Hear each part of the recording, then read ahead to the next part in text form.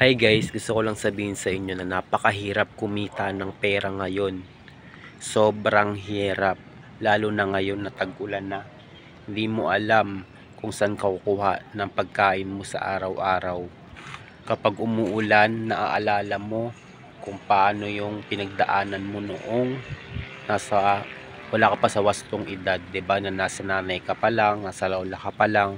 'Di ba? Parang hindi mo pa problema yung pera kasi may naggagabay pa sa'yo, may nag-aalaga sa'yo, may kasama ka pa sa buhay.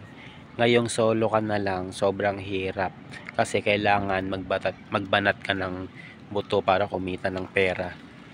Kaya sa mga walang trabaho dyan, wag po natin silang i-judge kasi hindi naman natin alam kung ano yung wastong pamamaraan nila para kumita ng pera. Basta hindi sila gumagawa ng masama. Huwag nyo silang i-judge dahil kayo, alam naman natin, mahirap man o mayaman, may problema sa pera yan. Nagkakautang din sila. Yan, mayayaman o mahirap. Nasa ano lang yan, sa diskarte lang yan kung paano kikita ng pera.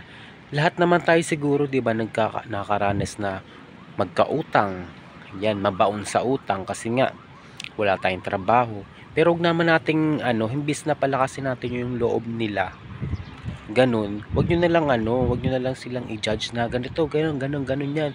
Marami pa kayong sinasabi. Syempre, maha-heart din mapipiling din nila, nasasaktan din sila dahil nga, imbis na engganyo mo sila, na palakasin mo yung loob nila para magtrabaho sila or paano na sila dumiskarte ng pera. Ganun. Based sa experience, ganyan ako eh. Ayoko nang nasasabihan na, oo, totoo naman, kailangan din natin ng gabay or yung pero wag naman yung nakakasakit sa atin, di ba? So parang imbis na pang lakasan mo yung loob mo, nang pinanghihinaan ka na dahil ganun, nasasabihan ka ng mga ganyang bagay na kaya ganyan ka, nagkakautang kasi hindi ka marunong magsikap sa buhay. Hindi ganun yun, nasa diskarte ng tao yun. Kaya nga minsan, di ba, pinipili natin na extra or mag sideline kasi kailangan natin ng pera. Hindi naman tayo mayaman, di ba? Marami tayong utang, nagkakautang tayo na kailangan natin bayaran. Kaya just kung saan man mayroon akong utang, 'di ba? Hindi ako malihim na tao.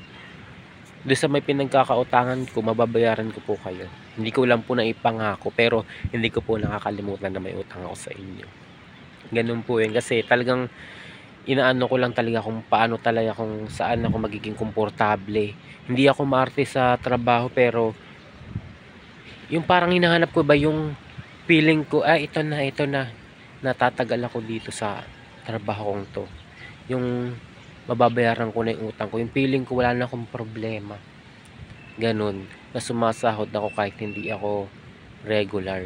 Basta mabayaran ko lang yung utang ko. Yung maging magaan yung sa loob ko na lahat ng hindi naman milyones yung utang ko, pero 1,000, pero gusto ko lang sabihin na yun nga, mababayaran ko din kayo, promise. Yung utang na loob ko sa inyo, pinasasalamatan ko kayo dahil kahit papaano naintindihan nyo ako yung sitwasyon ko, pero nagte-thank you pa rin ako, pero babayaran ko kayo, promise. Yun lang po.